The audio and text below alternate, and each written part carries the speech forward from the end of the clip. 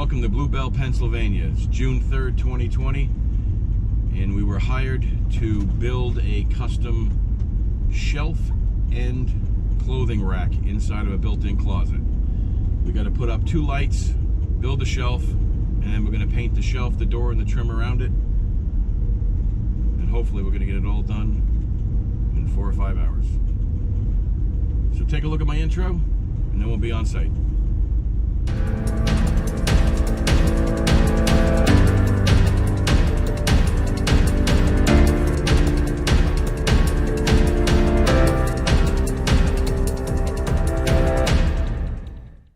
Hi, and welcome to the job site. We are in Bluebell, Pennsylvania today. Our client purchased this home just recently, and somebody made this closet by shortening the bedroom that's to the back of where I'm standing right now. In doing so, they didn't do a very good job on installing the drywall, and a lot of the wall is wavy because the wall studs are not on the same plane with each other. That post-it note you see on the wall represents the height of the top of the shelf. It is 66 inches from the floor. I'm using an 8-foot level here along with my helper Kitana, and we are going to meet the top of the shelf height that they would like, level it all the way across the wall, and we're going to draw a pencil line. This is the first time Kitana has used a wall scanner, so I'm showing her how to use it. What this device does, this is a Dewalt wall scanner. It's a DCT 419S1.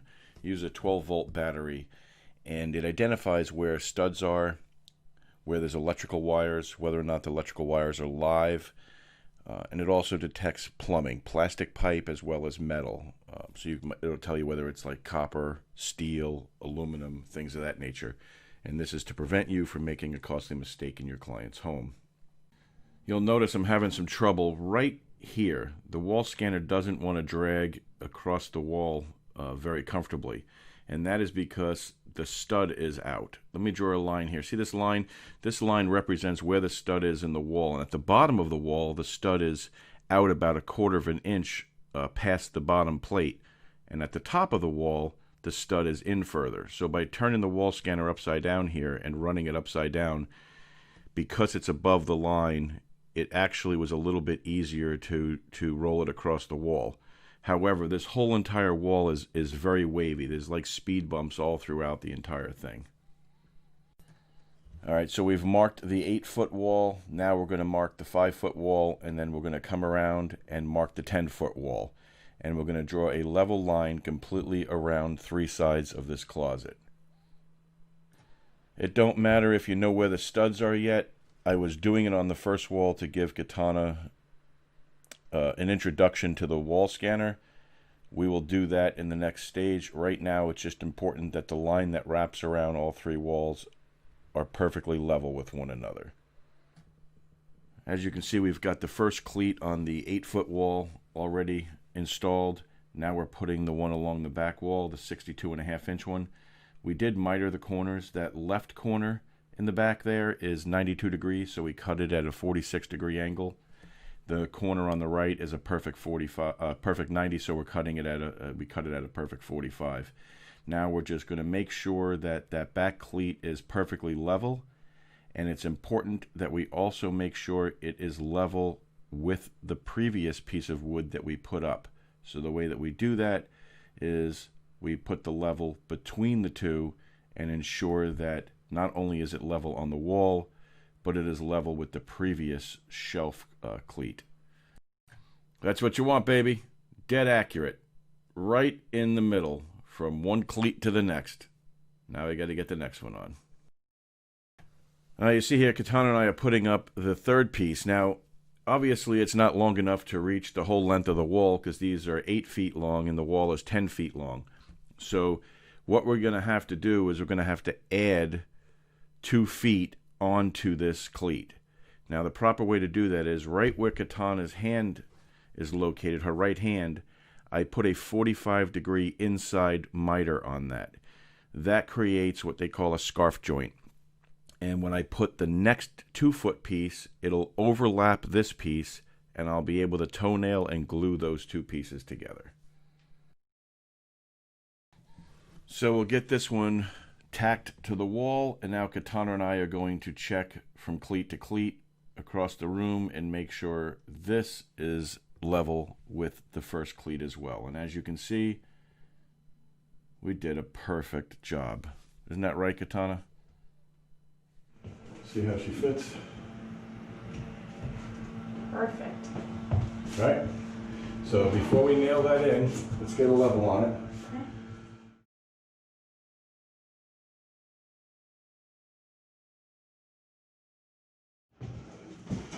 Alright, so we cut a curve here so that when we sit this up here, it goes like that and curves away. So when someone walks in the door, they don't hit their head on a corner here. It's a nice curve, natural curve right into that.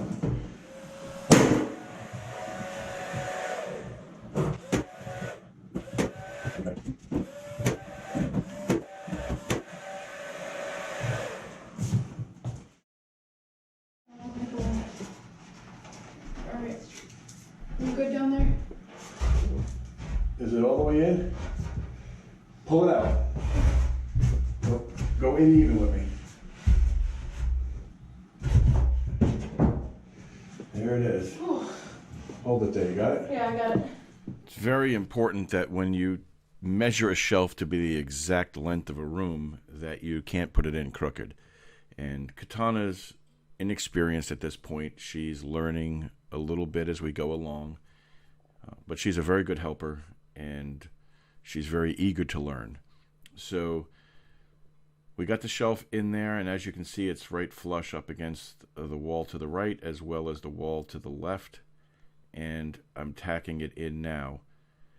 I'm going to put the braces on next, because when I cut that shelf for the back, I want to make sure that it is cut to fit perfectly for where these longer shelves are going to be on the wall.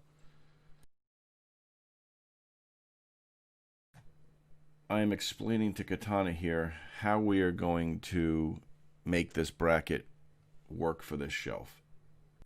Because we used a cleat on the wall, if the bracket was mounted to the wall, it would not slide up to the bottom side of the shelf because that cleat would be in the way. So we need to come up with another plan. Well, I already know what that plan is, and I'm explaining it to Kitana. We are going to build a decorative piece of wood that is also 3/4 of an inch thick, just like the cleat, and we're going to build it down everywhere that we're going to put a shelf bracket. So here we are putting the first bracket in. You can see to the left of me where that other piece of wood is that I added for the bracket. It's already on the wall. We have a spirit level, a small 6-inch one on top of the shelf, and Kitana is pushing up on the shelf until that spirit level shows that the shelf is level. Then she's pushing the shelf bracket up to meet the shelf while holding it in the center of where it's getting mounted, and I'm going to drive in the screw to hold it where we need it. There you have it. The first one's in, we're working on the second one, and by the magic of photography, they're both done, and we're on the other side of the room getting ready to install the 3 brackets for this side. Okay, so as you can see, I try to keep things symmetrical. So when Kitana and I put those 2 brackets on the shelf that's behind us now, they're evenly spaced from the sides of the door and the sides of the wall. So when you look at it, it's aesthetically pleasing. And we need to do the same thing for this side. Now, this is the side you're going to see when you walk in the door, you're actually facing this shelf. So we're putting 3 brackets on this side. And it's important that when you see it, it doesn't look like it's misaligned at all. It has to be aesthetically pleasing, or I'm not going to be happy with the job. So I'm explaining to Kitana what we're doing here. We're actually putting a bracket 16 inches from that right corner, 16 inches from this left corner, and now we're measuring to find the middle between those two. Once we find that center, we're going to put a 3rd bracket right in the middle between the other 2. Now, the problem that you run into here is these 2 brackets that we're putting in that's already got the pieces of trim coming down from the cleat are into studs. The middle one is not going to be into a stud. So what we're going to have to do is use anchors to mount it to the wall. The anchors I chose to use will hold 75 pounds apiece. We're putting 2 of them in there, so the center bracket all by itself will hold 150 pounds, which is more than adequate for what our customer needs. I have to apologize to you. I am all about making sure that you see what I'm doing so that you can do this yourself if you want to, and that you learn something from my videos. And while I was trying to make sure that Kitana understood the process, I forgot to move the camera. So my apologies for that, but I am going to explain to you what I'm doing, and it should be pretty easy to follow even though you can't see it. Let's call these pieces of wood that are coming down from the shelf cleat tails. This way I don't have to keep calling them the pieces of wood that come down from the shelf cleat. So we've got one of these tails, and we're going to be putting it in the center between the other 2 tails. So what I've done was I've pre-drilled 2 1/8 inch holes through the center of that wood. And Kitana is holding it to the wall, and I'm going to drive the screw from the anchor, because the screws and the anchors come together in a package. I'm going to drive the screw through the first hole into the drywall, and then I'm going to remove that screw. But Kitana is not going to take the tail down. I'm going to then put that screw into the second hole and drive it through into the drywall. And then I'm going to remove the second screw. And when I do that, it leaves 2 holes in the drywall. Those 2 holes are exactly where the anchors need to get installed. So then all you do is use your impact or screwdriver, and you screw those anchors into those holes. Then you take the 2 screws, put them through your block of wood, the tail, into those 2 anchors, and you tighten them down. And it's easy peasy, something cheesy. So even to help you more to get that to line up, when you put the 2 screws through your tail, have them stick out 1/4 of an inch out of the back. And then when you are lining them up with your anchors, they will fall right into the anchor, so you know you got them in the exact spot you want them. And then you can tighten them down with ease. You won't have to try to figure out where the screw has to go and exactly where the tail has to go. It'll almost self-align itself. So we got that in, and now we're starting to put the actual shelf brackets into their positions and screwing them into the wall, which are going, this one here is going into a stud. Like I said, the middle one is just going into the tail, and then the one on the far right is also going into a stud.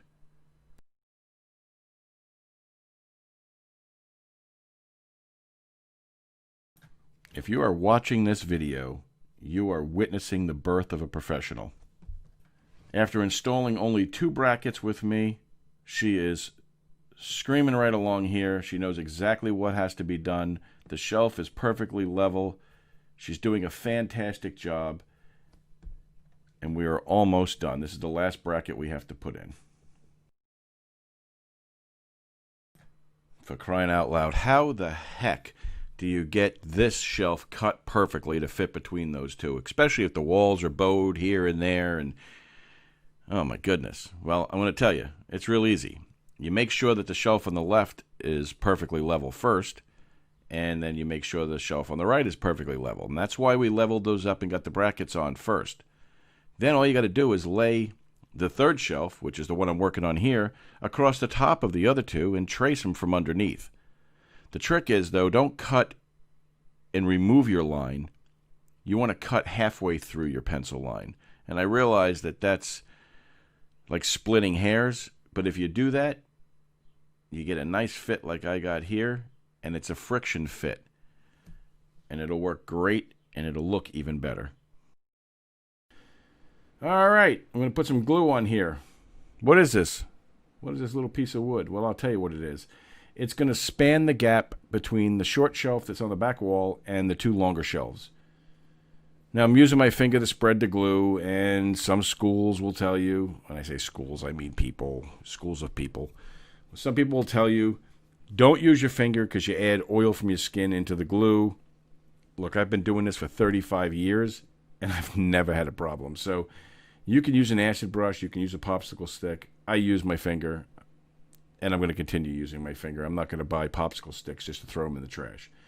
So Kitana's holding it here. She's putting it right on the seam of where that short shelf meets the longer shelf. And we're going to shoot 1¼ inch nails into it so that the nails will hold it until the glue dries. Are you wondering if this is strong enough? Can this hold any weight? I promise you this will hold lots and lots of weight. You do not need to buy 2 more brackets and stick it under this shelf. It's just going to look out of place. It's going to look like there's a whole bunch of metal under the shelf, and it's just not going to look very good. Not going to look professional. The poles that people are going to be hanging their clothes on have to dead end into the wall. So we need to put 2 little smaller tails underneath of the cleat so that the pole has some place to terminate to. We don't want to have shelf brackets to the side of that. It just looks like too much. It looks like an eyesore, and it looks like you didn't know what you were doing. This shelf is plenty strong. It's got the cleat in the back, and it's got these 2 braces underneath. Unless you're putting a car engine or transmission up here, I wouldn't be concerned. Whoop, there it is. Whoop, there. Oh, I'm sorry. There's the shelf. It's all built. It's installed. It looks absolutely wonderful. The clients are going to be thrilled. In fact, the clients snuck in here and looked at it, and they said it was emotionally moving how accurate it was to what they wanted. Now, we're going to cut the poles, but we're not putting them in until after we paint. All right, so we cut this pipe 108 3/4, and we cut this one 65 inches. And you can see they half hit this and half the pipe hangs under it. So these are the pieces that we've used for here. These are the same. What we're going to do is we're going to take them, we're going to make shorter versions of it, and we're going to try to make it look decent. So we'll cut it there.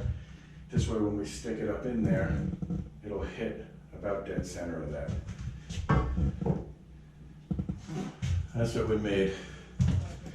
They're going to sit right under here, and then the pipe's going to come in like that and hit right there. Kitana with her staff. I know. Finish him. You almost finished me. I know.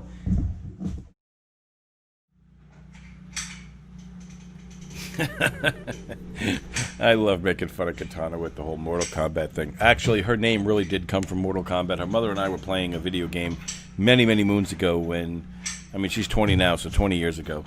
And we were playing Mortal Kombat, and we looked at each other and were like, Princess Kitana. How about Kitana? That's awesome. So that's where her name came from. It actually did come from a video game. I hate to admit it, but that's where it came from. So I like to tease her about it and use the whole finish him because that's what the video game does.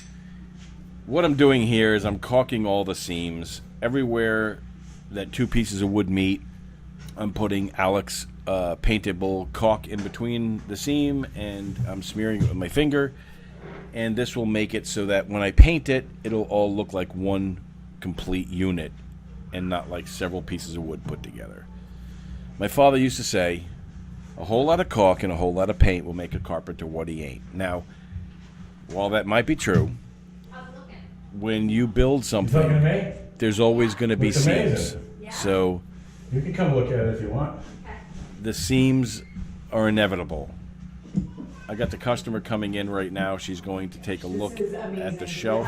I couldn't have envisioned it better. This is amazing that you pulled this all the way over here so I walk in but I don't feel completely... Yeah, well, I curved it. I know, that's what I mean, but I never would have thought to do that. Yeah. Is that an okay curve for you? It's a beautiful curve. Okay. Love it. All right. Yeah, I'm just caulking. We're going to wait 20 minutes and then we're going to get some paint on some things. Now, I don't know how much these will hold. They're into studs everywhere. Okay. But your walls are extremely crooked. I have a wall scanner that rolls along the wall to tell me where the studs are, and it kept getting caught on the wall because there was humps in it. This wall literally is wavy right here. You can't see it with your eye, but it's wavy. So I don't know. I mean, I wouldn't put like 400 pounds up on top of anything. You know, I mean, I don't know how much it'll hold. But like I said, I put it in the studs. It's I mean, I feel confident enough that I would put my stuff on it, but I wouldn't put, for a while anyway, just to make sure, because it's hard to tell, I wouldn't put like glass heirlooms and stuff up there. You know? So on the shelf itself. Or anything. I mean, I don't know how much your clothes are gonna weigh. I mean, it's pretty rugged, you know? But who knows? You know, I don't know. I mean, like I said, I put everything's in the studs, so everything should be good. So you're saying like do clothes first and wait? And then put stuff on the shelves? Yeah, put some clothes up and see what's happening. Make sure everything's functioning the way it's supposed to, you know? I don't think I would put like old winter coats, all like 400 pounds of them. I mean, I don't know what they weigh, but I mean, right. I just don't know. Okay. You know, it's hard to tell. So when you install shelves like this and build shelves like this, you have to go into the studs. The only thing that's not in the stud is this, and that's because I wanted it centered. So it's anchored into the wall with 50-pound anchors. So right here will hold 100 pounds. Okay. Right here, it's hard to tell. Okay. You know, it all depends. I don't know what kind of studs you have on the wall. I don't know if they're wood studs, metal studs. That thing told me you had all kinds of weird stuff in here, but it was telling me there's copper pipes in the wall and all kind of stuff. But sometimes it gets hokey like that if it comes across a nail or a screw or something. So, but I'm sure it'll be fine. I wouldn't want to see you put like a $5,000 glass thing that came from I mean, your... I'm looking like shoes will go in the bottom, you know, clothes will go obviously on the racks, and then things like, you know, miscellaneous shoe boxes or baskets or things on the shelves. Yeah, you should be like fine. Like an air mattress is You probably should the be fine. heaviest thing. These two little pieces right here Mm-hmm. is where the pipe hits up against the wall. So I'm gonna push Okay. it right up against there, and then I'm gonna secure it with a little screw so it won't move. Awesome. And it'll look like it just deadheads right into that wood for That's you. beautiful. All right? Thank you. Yes, I'm loving it. Thank you. I'm glad you like it. Do you need, you know, ice water, No, anything? we have water in the van. We still got some left, so we're still in good shape as far as that's concerned. Anything else? Something else to drink? Yeah, I think we're good. All right. Again, thank you. You're welcome. So it's always a bonus when the customer is happy. You see how ecstatic she was about this shelf? This is exactly what she envisioned in her head. This is what she wanted.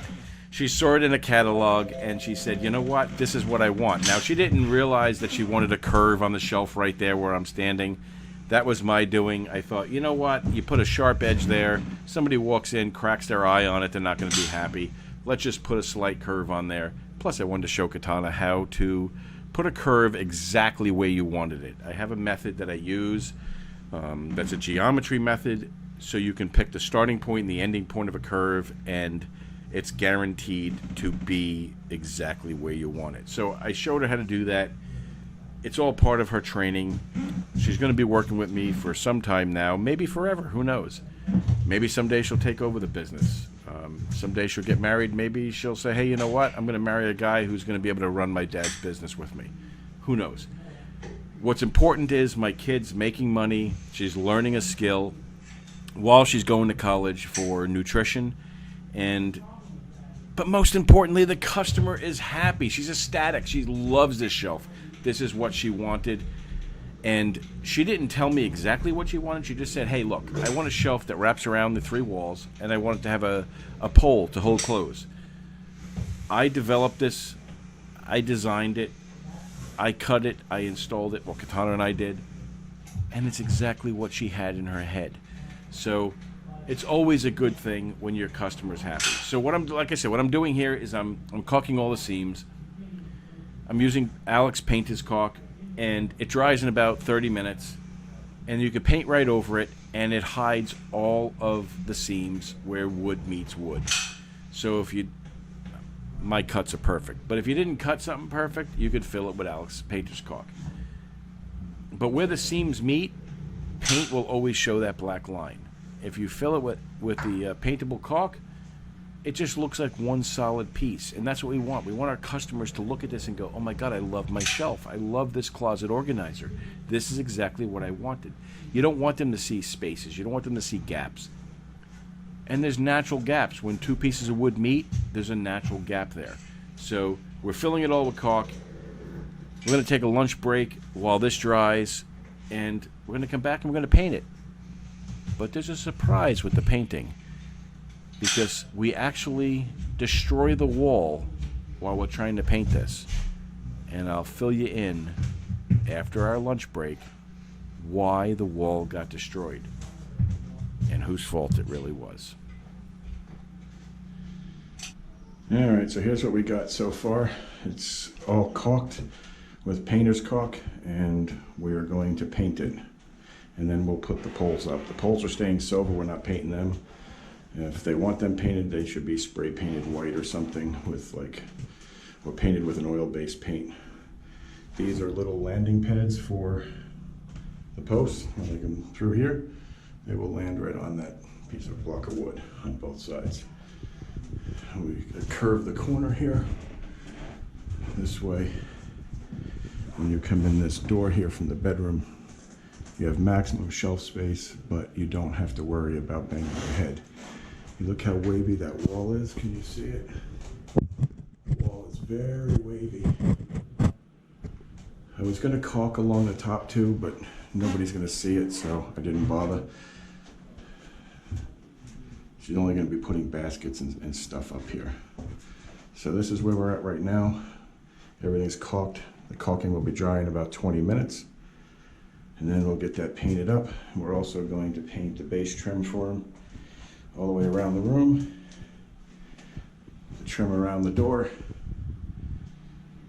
And the door. This side of it.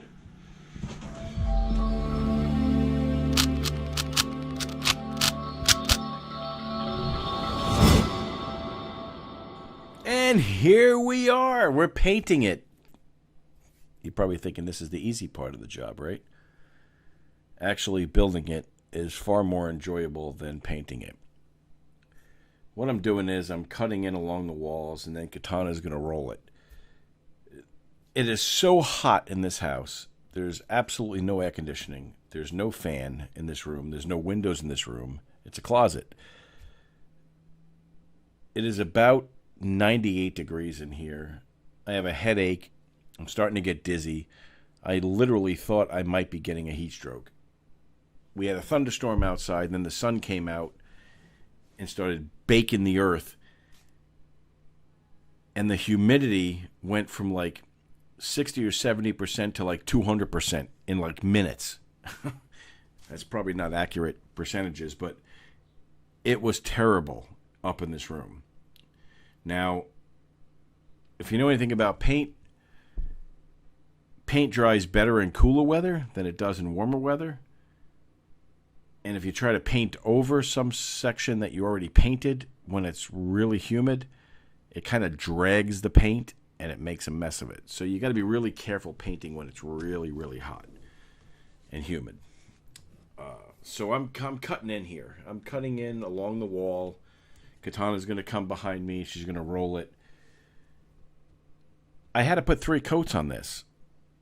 And maybe I'm telling you this a little bit prematurely. Maybe later on in the video I'm going to tell you, hey, this is the 2nd coat, this is the 3rd coat. But it literally took 3 coats of paint and then a 4th for a touch-up just to get this to look decent, because it was just so humid in this house.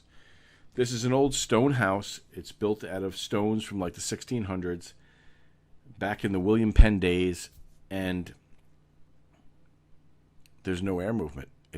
There's absolutely no air movement, especially in the closet. No windows, no fan, no nothing. So I'm showing Kitana here what I want her to do and what I expect out of her as far as rolling this and what to be prepared for. Like when she's rolling the top of this, some of the paint's going to come over the edge of it that's facing your eye level. And I want her to make sure that she doesn't have any drips from there or anything, so it's a nice smooth coat of paint. And I told her, you might think we're done. We're nearing the end of it, but we've got a couple hours left. We've got a lot of painting to do because of the humidity. So Kitana's up here. She's going to start rolling. We're going to get this done. We're taking our time. We're doing a good job, and that's just the way it works. Sometimes you just got to go with the weather. We don't control everything, even though we may want to. We just keep rolling with the flow.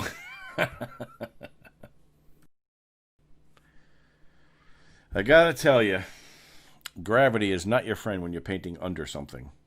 Now, normally I don't tape off when I'm painting. If I do trim or I do the side of a door on the wall, like trim on a door, I don't tape it off.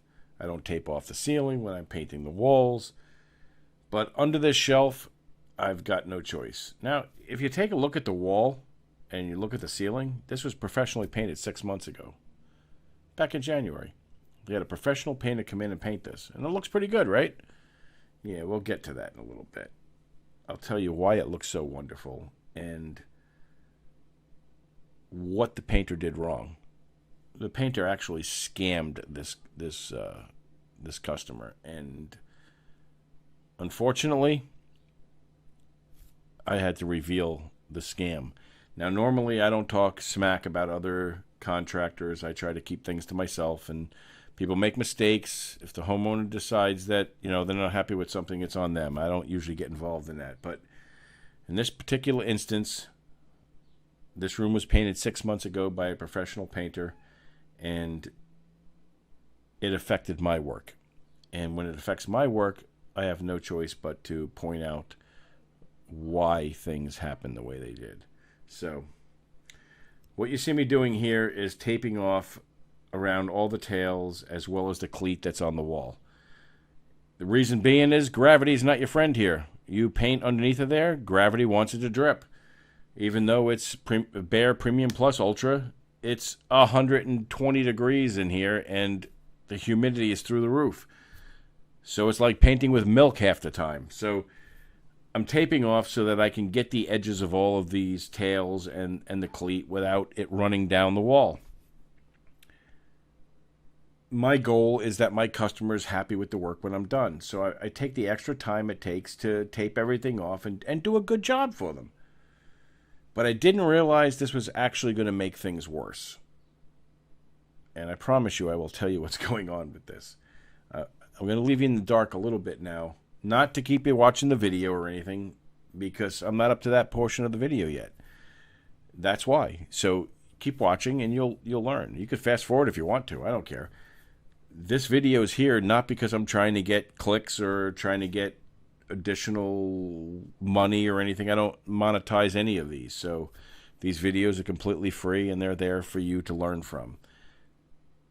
What's important that you understand is that when you learn from my videos, listen to what I'm telling you, because I'm telling you important things. Now take notice of this wall. Take notice of the ceiling. Does it look good to you? Does it look like it was professionally done? Does it look nice? What does it look like exactly? What do you see? All right, so how do you put paint on a shelf? Well, it's kind of simple, actually. You dip your paintbrush in the paint, you clean off one side of it, and you stroke it on there. If you put too much on, it's going to drip down, and if you don't have a canvas on the floor, like I do, it's going to drip onto their flooring or onto their carpet. In this case, we have laminate flooring underneath of us. But the important thing to understand is when you're ready to paint the edges of the tails or the underside of the cleat, you can't dip your brush and then paint that. If you do, that really moist paint is going to flow right past your tape and it's going to make a mess of the wall. I'm cleaning my brush off there. I'm dragging the extra paint off of it. That's why I'm way over there and just like arbitrarily rubbing the brush on the underside of the shelf.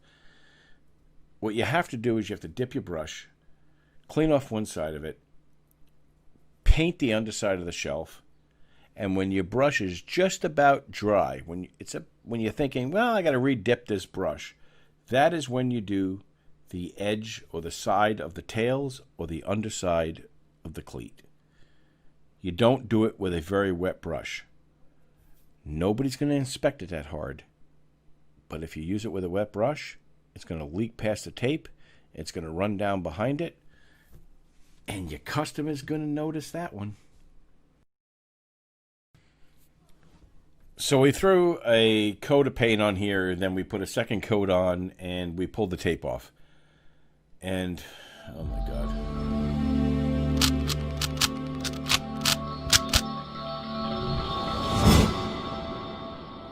When we pulled the tape off, what the hell happened to this wall? The tape pulled the paint off with it. Well, the reason being is the professional painter that they hired back in January 6 months ago used flat ceiling paint on the wall. Not only that, but it was a cheap Sherwin-Williams brand, which I don't like at all. You can't use flat paint on the wall. You can't wash it. You can't tape it. You can't do anything to it. So I've touched it up, and I've used the spare paint that they had left over from the painter. But it's still flat paint. It's ceiling paint. They literally use ceiling paint on the wall. Now I'm showing you how the clothing poles terminate into the wooden tails that I built on the end there. And this all looks wonderful. It looks great. It's going to function wonderfully. But the fact of the matter is the walls are flat paint. And you can't wash flat paint. So if the kid comes in here and he has a dirty hand, or even if his hand isn't that dirty and he's just got the oil from his skin, and he touches the wall and it leaves a fingerprint or a smudge, they have to paint over it. They can't even wash it because this painter cheated this couple. They painted it with flat paint. Now, as a professional, if you do any painting, you should know flat paint goes on the easiest. It looks wonderful. One coat looks like you're a genius. But you can't wash it. You can't scrub it. You can't touch it. You can't do anything to it. That's why flat paint goes on the ceiling, people. So this people cheated them. So I used semi-gloss on all of the trim and on the door and on the shelving unit. But I touched up the walls with the ceiling paint that they had left over from the professional painter. And I told them not to let anybody do that to them again. Wow, what a day. So we were there 10 hours by the time all was said and done. I didn't realize that the client wanted his baseboard trim painted.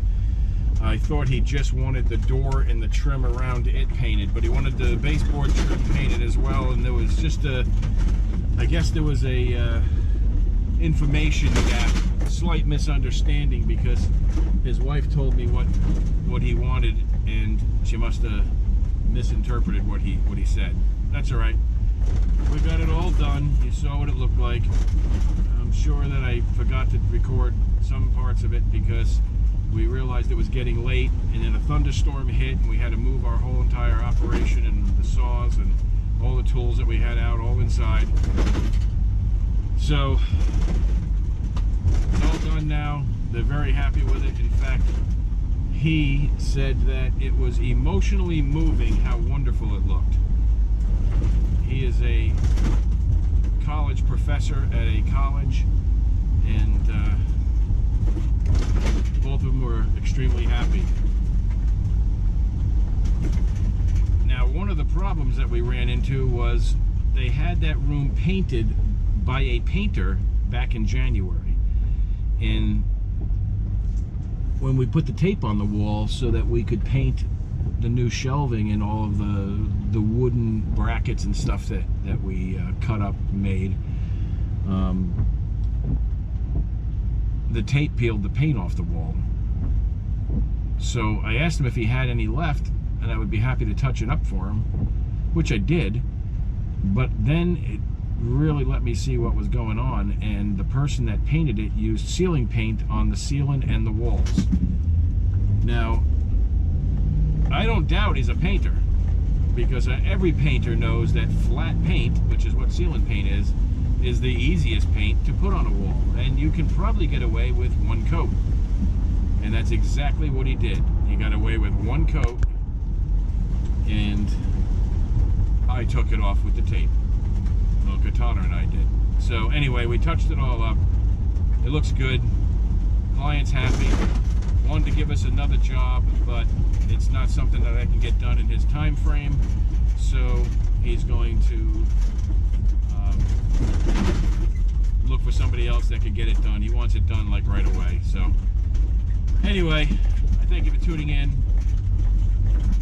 Hopefully this helps you if you're looking to build a closet shelf with a clothes rack. Hopefully the tips in here, the things that I did that you saw, hopefully it helps you figure out what you want to do and how you can build the same thing. So hit subscribe if you like videos like this and you want to see more. Hit the like button if you like this video and it helped you out. Drop a comment if you have any questions. I'll be happy to answer any questions you have. But better yet, just have a good day.